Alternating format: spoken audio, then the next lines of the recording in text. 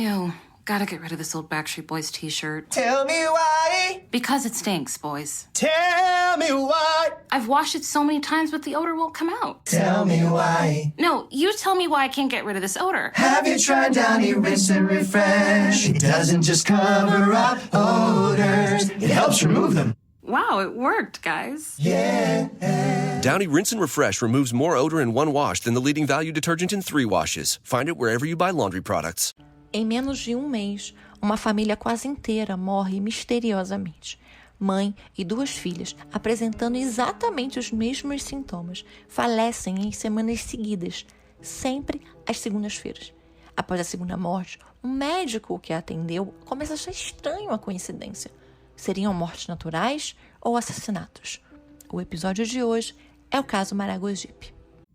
Ew, gotta get rid of this old Backstreet Boys t-shirt. Tell me why. Because it stinks, boys. Tell me why. I've washed it so many times, but the odor won't come out. Tell me why. No, you tell me why I can't get rid of this odor. Have you tried Downy Rinse and Refresh? It doesn't just cover up odors, it helps remove them. Wow, it worked, guys. Yeah. Downy Rinse and Refresh removes more odor in one wash than the leading value detergent in 3 washes. Find it wherever you buy laundry products. Oi, pessoas, tudo bom? Primeiramente, como sempre, sejam muito bem-vindos a mais um episódio desse podcast. Eu quero saber se você já foi me seguir aqui, onde você tá me ouvindo. Se você tirou um tempinho, aqueles 5 segundinhos, para dar o seu curtir no podcast, para avaliar o Sob Investigação ali com as estrelinhas tudo. Eu sei que nem sempre a gente faz isso. Na verdade, a gente geralmente não faz avaliação, mas é muito importante para mim, gente, pro podcast, porque é o engajamento que gera, sabe? É uma forma da plataforma entender que o meu conteúdo, não só o meu, como o de todo podcaster, é relevante.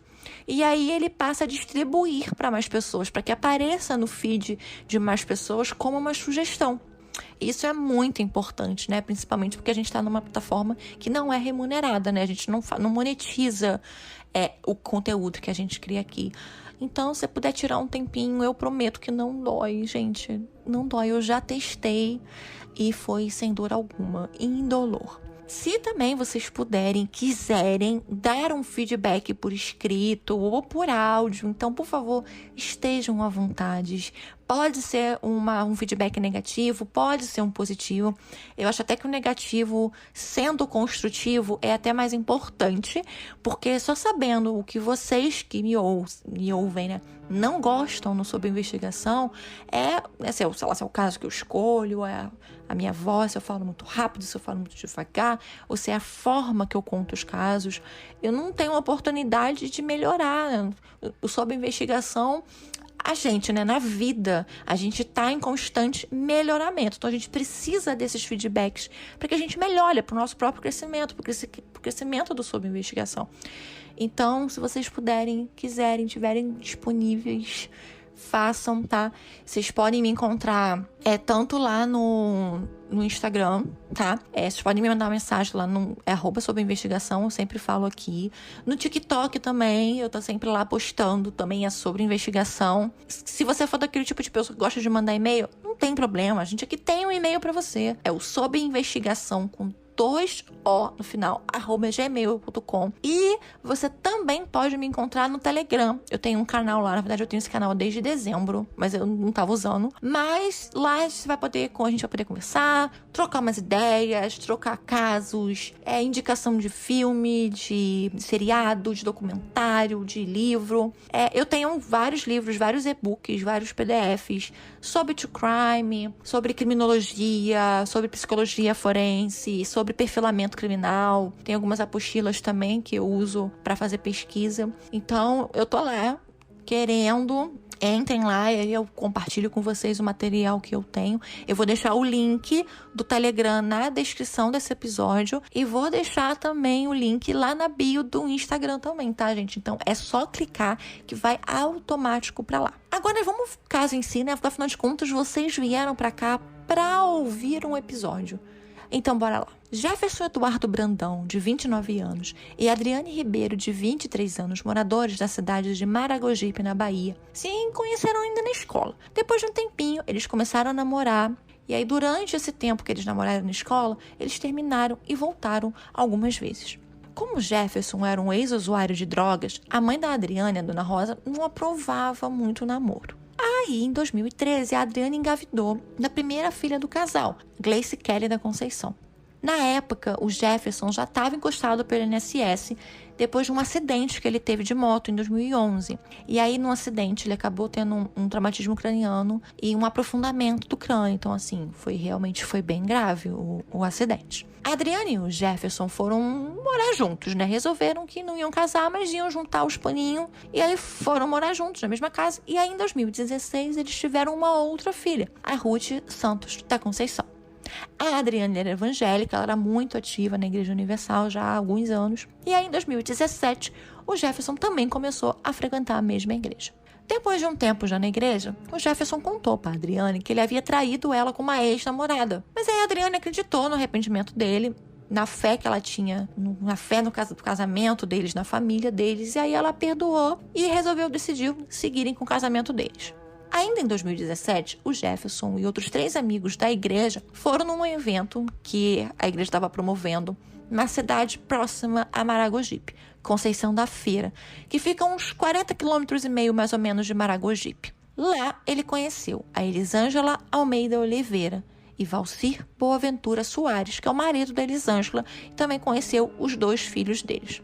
A Elisângela fazia parte da congregação que eles foram, né, nesse evento. E aí, no final do culto, no final do evento, a Elisângela convidou ele, os amigos dele, o pastor que estava com ele, né, e algumas outras pessoas para ir jantarem na casa dela. E aí foi assim que eles começaram a interagir e tal, e acabaram ficando amigos. Quando o Jefferson e a Elisângela se conheceram, né, o Jefferson e a Adriane estavam planejando se casar oficialmente. A Elisângela, ela tinha, na época, um pequeno negócio de venda de salgadinho, venda de doce.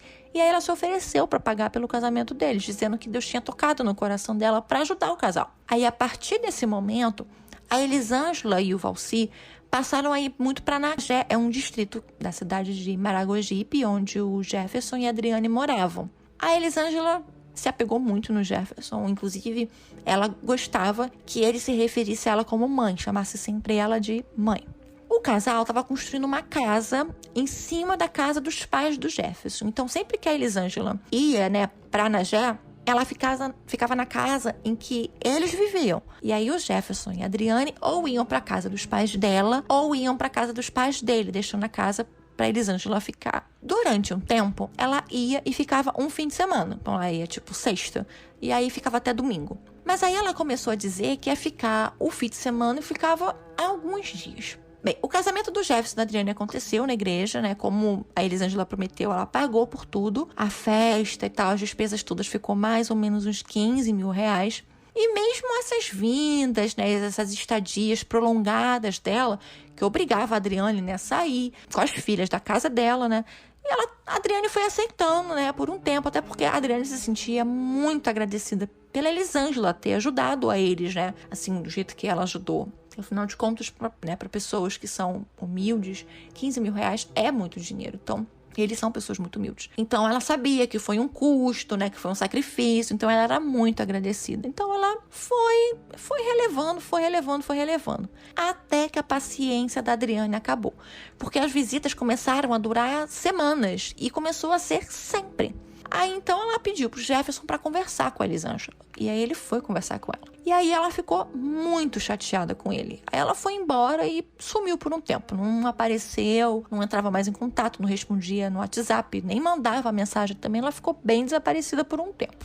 No fim de julho de 2018, agora, o outro ano, a Elisângela ligou para os pais do Jefferson, que moravam ali perto dele, e perguntou se ela poderia ir para Nagé e ficar por volta ali de um mês, se eles iam ficar incomodados se ela ficasse na casa deles. Mas eles permitiram. Nas reportagens que eu pesquisei, que eu li para escrever esse roteiro, não ficou claro se durante essas idas dela para Nagé ela ia com os filhos e com o marido toda vez. Porque, como eu disse, ela começou indo no final de semana. Então, eu entendo que pra parar um final de semana, ela conseguiria ir com a família inteira. Mas, quando ela passou a ficar semanas, não me fica claro. Porque, afinal de contas, as crianças acho que precisam estudar, né? Também não tem informação se o marido dela trabalhava ou não. Então, eu juro que eu fiquei com essa dúvida, sabe? Se ela ia acompanhada, se ela ia sozinha. Porque com todas as reportagens que eu vi, em todas as matérias que eu li, esse ponto específico não fica claro. Bem, na primeira semana foi tudo super tranquilo. Ela ficava entre a casa dos pais do Jefferson, a casa do casal, e aí durante aquela semana ela foi pra Conceição da Feira pra ver como é que tava, acho que numa venda, uma lojinha que ela tinha. Nessa mesma semana, que é a semana do dia 22 de julho, né? A semana começava no dia 22, o cachorrinho da família, de repente, morreu, assim, sem explicação. No dia 30 de julho, já na outra semana, a segunda semana que ela estava lá, o Jefferson e a Adriane colocaram um pouco de arroz, um pouco de frango para a filha deles mais velha, a Gleice, que na época tinha 5 anos, almoçasse. E aí ela foi se sentar no sofá junto com a Elisângela, né? Porque, como eu disse, ela estava lá, já era a segunda semana dela lá. Então, como ela estava lá na casa deles, a menina foi ficar com ela no sofá na sala. Os pais ficaram ali na cozinha, ficaram em outro cômodo da casa e deixaram a Gleice sentada no sofá com a Elisângela. Um tempinho depois, a Gleice chamou pelos pais, dizendo que estava passando muito mal. Aí eles correram com ela para um hospital, e ali em uma outra cidade ali pertinho, São Félix. E aí ela chegou no hospital, salivando muito e com sintomas que pareciam hiperglicemia, né? Que é o excesso de açúcar no sangue. No fim do dia, a Gleice morre no hospital. E a causa da morte é dada como natural. Aqui não fica claro se a Gleice era ou não era diabética. Em uma das reportagens, né, o médico relata que ele teria achado que ela morreu devido à diabetes. Mas numa outra reportagem diz que acharam que teria dado, né, o exame teria dado essa hiperglicemia devido a um remédio que deram para Gleice e que aí a reação do organismo dela à medicação teria sido o aumento de açúcar no sangue. Então, esse aqui é um outro ponto que eu senti falta de ficar claro, assim, né, em tudo que eu pesquisei. Bem, na segunda-feira seguinte, já agosto, dia 6 de agosto, a Elisângela estava novamente na casa do Jefferson e da Adriane na hora do almoço. A Adriane não estava em casa. Então, a Elisângela fez ali uma panqueca pro Jefferson e pra Ruth almoçarem, né? Na época, a Ruth estava com 2 anos. O Jefferson e a Ruth almoçaram. Ele foi para a igreja e lá, quando ele estava já lá um tempo, algumas horas, avisaram a ele que a Ruth estava em casa passando mal. Aí ele voltou correndo para casa, pegou a filha e levou ela para a UPA, né, para a unidade de pronto atendimento. A Ruth deu uma entrada na UPA com os mesmos sintomas da irmã, morta exatamente 7 dias antes: excesso de salivação e sinais de hiperglicemia. O médico que atendeu a menina, o Dr. Sávilo Santana, levantou, então, a hipótese de envenenamento, porque ele começou a achar aquilo estranho. A irmã dela tinha falecido uma semana antes, exatamente com as mesmas coisas. Então, por mais que tivessem imaginado que seria por hiperglicemia, por diabetes, era muito estranho 2 pessoas, em uma diferença de uma semana, acabarem morrendo pela mesma coisa. Então, infelizmente, eles tentaram salvar a menina, a Ruth, mas a Ruth veio a óbito no mesmo dia, algumas horas depois de chegar na UPA. A Adriana chegou a postar na sua página do Facebook, após a morte das suas 2 únicas filhas. Abre aspas. Amores, eu lutarei para chegar no céu para abraçar vocês. Fecha aspas. Uma semana depois, já na segunda-feira seguinte, dia 13 de agosto, a Adriane e o Jefferson almoçaram juntos. Aí, no fim da tarde, eles se arrumaram e foram pro culto daquele dia. Aí, nesse dia, eles estavam sozinhos em casa. A Elisângela não estava. Mas, porém, entretanto, todavia, eles encontraram ela onde? Na igreja. E aí, ela estava lá, eles chegaram e aí Elisângela começou a insistentemente oferecer um chocolate morno para eles, chocolate quente, enquanto eles aguardavam o início do culto, que seria às 7 horas da noite. Como eles tinham almoçado muito tarde, eles não estavam com muita fome, então eles não aceitaram. Mas como a Elisângela estava insistindo muito, a Adriane resolveu aceitar o chocolate para não fazer desfeita. E aí, tanto ela como alguns outros membros da igreja acabaram tomando o chocolate. Por volta das 7h30 da noite, mais ou menos, o culto já tinha começado há um tempinho, a Adriane chama o marido e diz que está se sentindo muito mal e que já está ficando com medo. E aí eles correm para a mesma UPA, com os exatos mesmos sintomas das filhas. A Adriane morre naquela mesma noite. Depois de 3 mortes, para dizer no mínimo estranhas, a polícia envolvida no caso. A Elisângela, ela continuou na casa dos pais do Jefferson, dizendo que ela queria ficar perto dele, que ela dizia ser o filho do coração dela.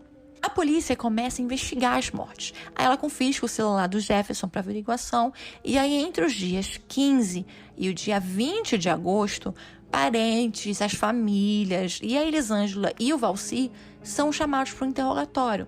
Aí, na volta do depoimento dele na delegacia, a Elisângela começa a questionar ele, assim, em voz bem alta, quase gritando, se ele teria falado alguma coisa errada. Aí, a irmã do Jefferson, a Paula, e o Jefferson, ouvindo aquilo, começaram a desconfiar dela. A polícia, então, pede a exumação dos corpos, tanto da Gleice quanto da Ruth. E aí, em paralelo, eles também pediram um mandado de busca e apreensão na casa da Elisângela, lá em Conceição da Feira. A justiça autoriza a busca e apreensão na casa da Elisângela. A exumação dos corpos é realizada. As exumações, elas foram feitas, né, dentro do próprio cemitério.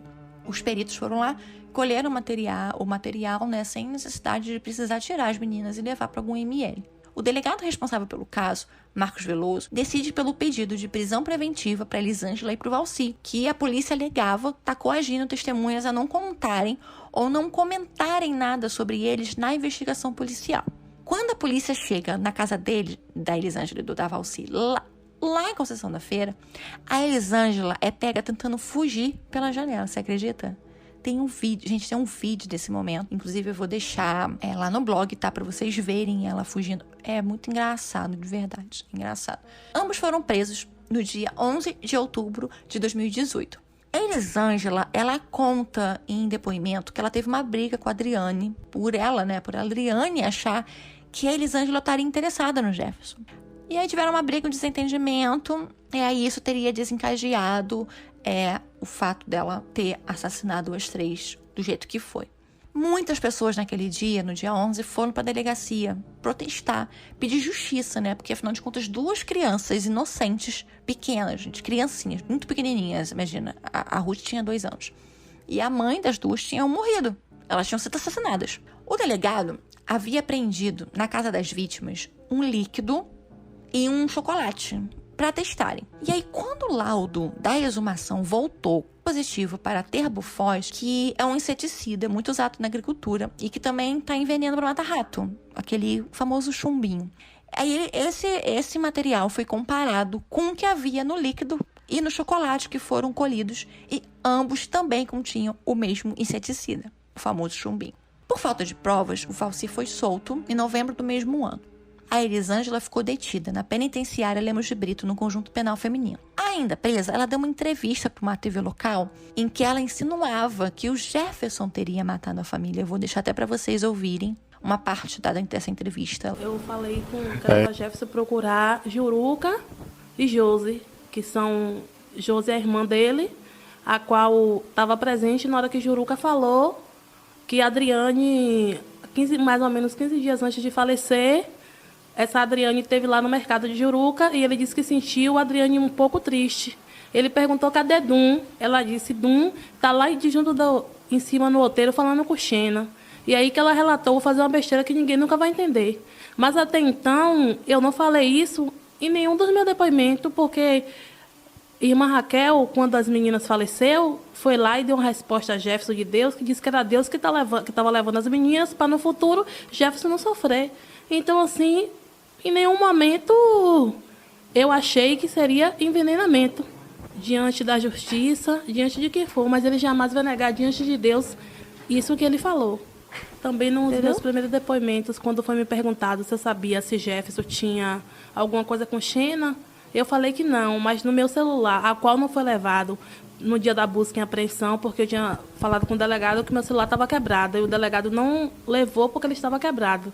Esse celular que está no concerto, onde tem muitas mensagens de Jefferson falando que ia se separar de Adriane, e no mês 6, esse Jefferson também chegou a bater em Adriane. É tanto que no message, se for fazer o backup, vai ver a Adriane me falando que o senhor Jefferson tinha batido nela e que Jefferson tinha mudado para todo mundo, menos dentro de casa. E eu sempre defendendo ele, orientando ela a não se separar do esposo dela. Todas essas mensagens tem, porque Jefferson fala que ele não estava nem mais com esse amor todo comigo, sendo que durante a morte das meninas, num celular também, que não foi levado para busca e apreensão, tem as mensagens de Jefferson, falou: oi, minha mãe, como é que tá? Tudo direitinho. Então, assim, a gente está sendo acusado de uma coisa que a gente não cometeu. Crendo que Deus ele fará justiça, que ele vai fazer o melhor. O meu erro foi ter amado o Jefferson demais como mãe. Então, quando o Jefferson sempre me falava que pastor Wilton, quando levou ele lá em casa, logo depois disse: irmã Elisângela é rica, se encosta nela. Então, tudo que Jefferson me pedia, ele disse que ele nunca me pediu nada, mas nas mensagens vai ver que ele me pediu ajuda para casa, ajuda para o casamento. Tudo que eu fiz, Jefferson, foi por amor, amor de mãe. Hoje eu não me arrependo de nada, porque eu sei que um dia Deus fará justiça. Então ela insinua que eles estariam brigando muito e por causa disso ele teria matado a família toda. Eu vi até uma reportagem que também foi levantado a possibilidade da Adriana ter matado as filhas. E aí, por não aguentar o que ela fez, ela acabou cometendo suicídio. Eu também li um pouco sobre isso. E aí, aquela publicação dela no Facebook que eu contei pra vocês antes, né, que eu li pra vocês, para muitas pessoas reforçava o fato de que a verdade seria que foi ela que matou as filhas e depois se matou. Porém, não tem nada que corrobore essa teoria, essa hipótese, né? De que ela estivesse depressiva, ou de que ela estava infeliz, ou qualquer coisa que justificasse ela ter tomado esse tipo de atitude. Assim como também não foi encontrado nada que justificasse o porquê o Jefferson mataria a esposa e as filhas. Então, fica aí para quem quiser conjecturar. Foi levantado também essas duas hipóteses. Em 2019, o processo judicial finalmente andou. Houve 2 audiências. Na primeira, foram ouvidas as testemunhas de defesa e na segunda audiência, as testemunhas de acusação. A Elisângela foi indiciada e acusada de homicídio triplamente qualificado.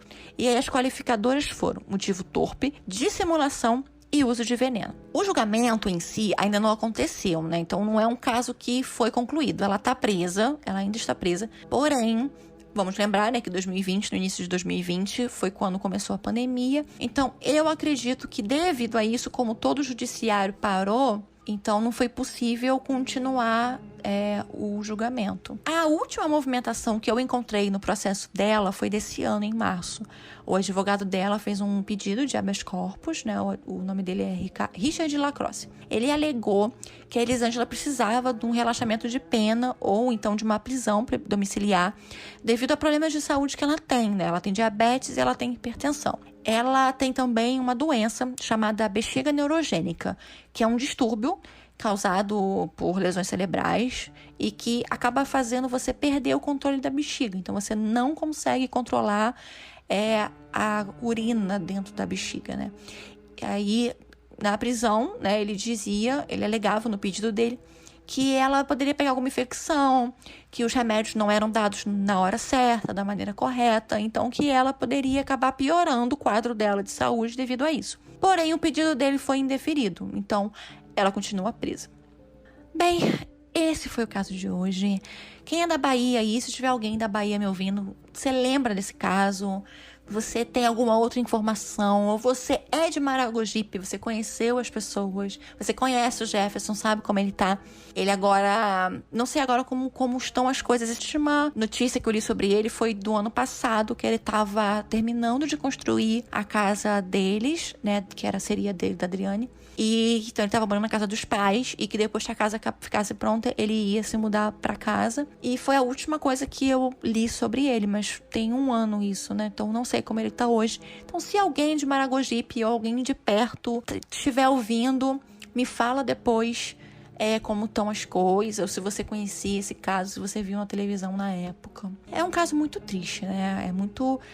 Eu achei muito bizarro, porque as 3 morreram sempre em segundas-feiras e em segundas-feiras seguidas, né? E foi dentro do mês que realmente coincidiu com justamente o mês em que a Elisângela ficou em segundas-feiras que ela estava na casa deles. Então, eu não sei, fiquei intrigada, fiquei curiosa pra saber se existia algum simbolismo nisso, sabe? O de por que precisarem ser segundas-feiras e por que foi em toda semana seguida. Porque assim, gente, não fica muito óbvio a intenção do homicídio? Porque você mata numa semana com o mesmo veneno? Você mata numa semana, 7 dias depois na outra, sabe? Seguidamente com o mesmo veneno? Não sei, eu não acho uma coisa muito esperta de se fazer. Não sei, queria entender. Ela não admite os assassinatos. Ela diz que ele é inocente, que ela não fez nada. Quer dizer, depois ela confessou na delegacia, mas ela publicamente ela diz que ela não fez nada, que ela é inocente, que ela foi coagida, não teve nada disso. Então, não sei, era uma coisa que eu queria entender do porquê de ser tão rápido, sabe? De porquê que do nada, assim. Mas vou ter que ficar com essa curiosidade e guardar pra mim, né? E sem contar que é uma maldade, né? Porque matar 2 crianças, 2 menininhas que mal viveram, não tiveram oportunidades, não tiveram chance, elas não puderam nem se defender, não sabiam nem o que estava acontecendo. Acho que toda morte importa, óbvio, toda morte dói, mas sei que não é criança, mas assim, do jeito que foi, tão covarde, é muito doloroso, gente. É uma história muito dolorosa de você pesquisar, de você ler sobre. Não sei se é porque eu sou mãe, mas todo caso de criança é um caso que me pega de um jeito diferente. É muito, muito, muito difícil, é muito triste. Bem, eu vou ficando por aqui, mas como eu disse, eu tô lá nas redes sociais, tô esperando o feedback de vocês, hein? Vamos lá conversar, tô esperando vocês bater um papo. Esse caso, como eu disse, tá em aberto, não foi julgado, mas eu tô de olho nele. Então, assim que eu tiver qualquer novidade, assim que ela for julgada, havendo a condenação, eu volto pra atualizar o caso, tá? No início de algum episódio mais pra frente, pra dizer se ela foi condenada ou não, e se ela for condenada, qual o tempo de prisão e qual o tipo de regime que ela vai pegar. Se é regime fechado, regime aberto, regime semiaberto. Eu volto, não vou deixar vocês sem atualização não, tá? Vou manter vocês atualizados. O roteiro desse episódio, como sempre, vai estar lá no blog, junto com todas as fotos, junto com os vídeos e também com as fontes que eu usei como referência para escrever esse roteiro. Eu espero vocês no próximo episódio. Até lá. Beijos! Ew, gotta get rid of this old Backstreet Boys t-shirt. Tell me why. Because it stinks, boys. Tell me why. I've washed it so many times, but the odor won't come out. Tell me why. No, you tell me why I can't get rid of this odor. Have you tried Downy Rinse and Refresh? It doesn't just cover up odors, it helps remove them. Wow, it worked, guys. Yeah. Downy Rinse and Refresh removes more odor in 1 wash than the leading value detergent in 3 washes. Find it wherever you buy laundry products.